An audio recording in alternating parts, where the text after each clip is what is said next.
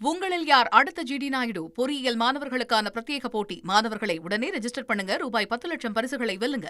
இப்ப முதலமைச்சர் விஜய் பெங்களூருக்கு வருகை தந்திருக்கக்கூடிய காட்சியை பார்க்கிறோம். மூகாம்பிகை கோயில்ல தரிசனம் செய்யறதுக்காக அவர் அங்க வருகை தந்திருக்காரு. விவரத்தோட செய்தியாளர் பாரதி ராஜாவும் இணைஞ்சிருக்காங்க. பாரதி ராஜா, வணக்கம். தமிழக முதலமைச்சருடைய வருகை தொடர்ந்து இப்ப அந்த கோயில் இருக்கக்கூடிய சூழல் என்னவா இருக்கு? மேலும் தகவல்களை சொல்லுங்க. கண்டிப்பாக தற்போது ஏற்கனவே மாவட்ட நிர்வாகம் அனைத்து ஏற்பாடுகளையும் செய்துவிட்டது. என்னன்னு கேட்டீங்கன்னா, விஜய் வருகையை தொடர்ந்து 2 மணியிலிருந்து 5 மணி வரை பொதுமக்கள் தரிசனத்திற்கு தடை வைப்பதாக அறிவித்திருந்தது, ரத்து செய்யப்பட்டிருந்தது. 2 மணிக்கு மேலே யாரும் பொதுமக்கள் வரக்கூடாது என விஜய் அவர்களுக்கு Z+ பாதுகாப்பு இருக்கு. அந்த அடிப்படையில அவர் வரும்போது பாதுகாப்பு ஏற்பாடுகள் அதிக அளவில் இருக்கணும் அப்படிங்கிறதுக்காக இந்த தரிசனம், பொது தரிசனம் அப்படின்றது ரத்து செய்யப்பட்டு தற்போது விஜய் அவர்கள் 3 மணிலிருந்து 4 மணிக்குள்ள தரிசனம் செய்ய இருக்கார். இதற்காக டெல்லியிலிருந்து, அதாவது 3 நாள் பயணமாக டெல்லி சென்றிருந்தார்.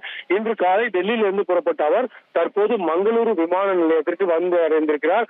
அங்கிருந்து சாலை மார்க்கமாக உடுப்பியில் உள்ள கொன்னூர் மூகாம்பிகை கோவிலுக்கு செல்கிறார். அவர் செல்லும் வழிநெடுகிலும் பாதுகாப்பு ஏற்பாடுகள் பலமாக செய்யப்பட்டுள்ளது. ஏனென்றால் கன்னட அமைப்புகள் ஏதேனும் போராட்டம் நடத்த வாய்ப்பு இருக்கலாம் என்ற ஒரு தகவல் வந்திருப்பதால் பாதுகாப்பு ஏற்பாடுகள் மிகுந்த அளவில் செய்யப்பட்டிருக்கிறது. அது மட்டுமல்ல, தமிழகத்திலிருந்தும் பாதுகாப்பு அதிகாரிகள் அங்கு சென்றிருக்கிறார்கள். கோவிலில் தமிழக அதிகாரிகளும், தமிழக காவல்துறையைச் சேர்ந்த அதிகாரிகளும் பாதுகாப்பு பணியில் ஈடுபட்டிருக்கிறார்கள் என்பது குறிப்பிடத்தக்கது. உங்களுடைய தகவல்களுக்கு நன்றி பாரதி ராஜா.